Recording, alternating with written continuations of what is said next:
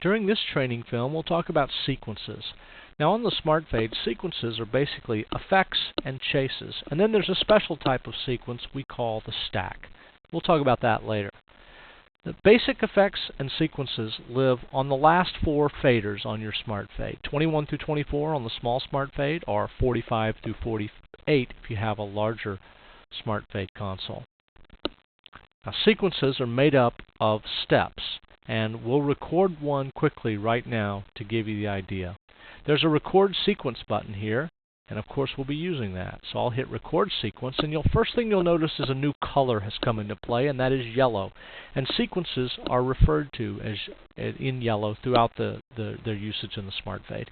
So when I hit record sequence, the yellow keys that are flashing at me are places where I can put a sequence, 21 through 24, or as I mentioned earlier, the stack. And we'll deal with 21 through 24 right now. So I'm going to record a sequence here on number 21. Once I select where I'm going to put that sequence, I'm now back in channel mode. And in my LCD, you'll see sequence 21. S stands for step, which doesn't have a number after it. And T stands for time, which is defaulted to 1 second. The instructions say select bumps. Now basically, I can begin adding channels to a sequence. So I'll record an easy sequence, 1, 2, 3. And you'll see as I'm hitting these, I'm incrementing my step numbers. 1, 2, and 3, 4, and 5. When I'm done, I'll press record sequence again. So I just recorded a 5-step sequence. Now I can access the playback of that sequence by going into memory mode on the faders. Once I go into memory mode, now you'll see in light yellow that this is showing me I have a sequence there. And when I bring this fader up, I guess I'll need to bring up my light output display. You'll see that I am running through the 5-step chase that we recorded. Now that's a very simple chase sequence using channels, and I can do the same thing using memories. What I'll do this time is hit record sequence. I'll choose sequence number 22. And since I'm in memory mode already, you'll see it's now offering me the memories that are available blinking in bright red, those being number 1, 2, and 3. So I'll do a simple reverse chase here, 3, 2, 1, and you can see I incremented to step 3.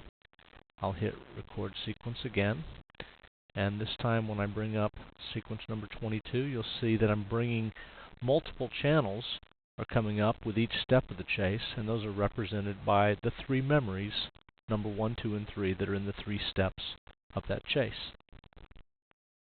Well, now that I've recorded this chase, or these 2 chases, probably one of the first things I'm going to want to do is modify the speed that it plays back at. Let's bring up our channel chase, number 21 again, and you can see that we're chasing through those channels, and we remember that the time recorded was a 1-second fade on each step.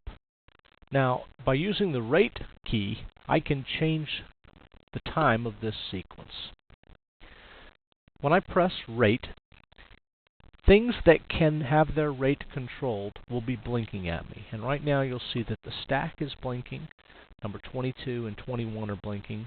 Those are the sequence areas that we could deal with right now.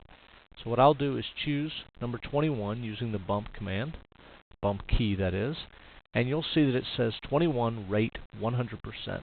And you'll see it cycling through the various steps of the chase. It will tell you what the times are, up and down times of 1 second, and the channel that's included in each step.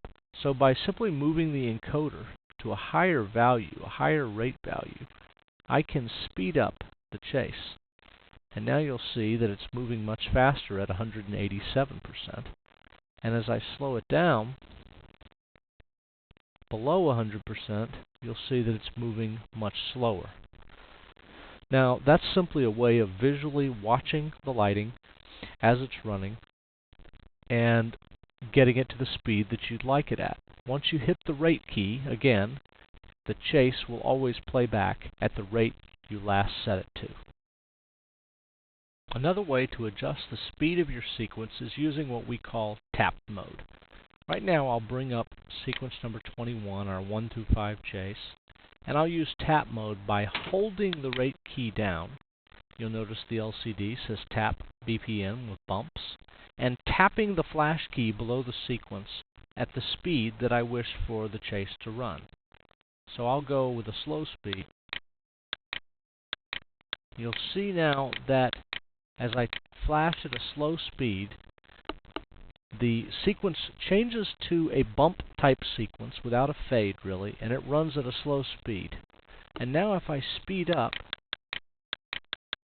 you'll notice that it's speeding up. So what this does is takes several of your taps and averages them out to get a beats per minute value that it applies to the sequence. And this feature allows you to match the speed of a simple chase with music that you may be timing it with.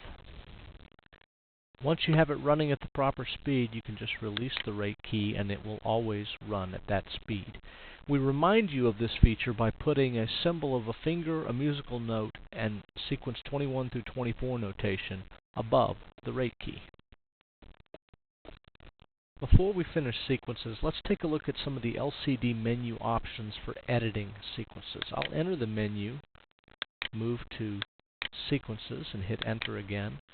And then I choose which sequence I'm working with. I'll choose number 21. And now I have the option of modifying steps.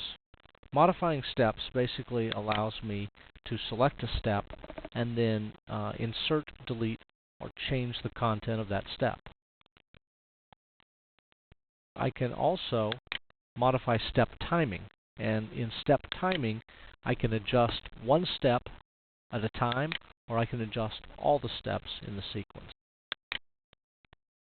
Last but not least, I can change the run mode of a sequence to a manual run mode, a looping run mode, which is what it defaults to, or what we call a one-shot run mode, where this sequence will just run one time and then stop. All of those options are available for editing in the LCD menu.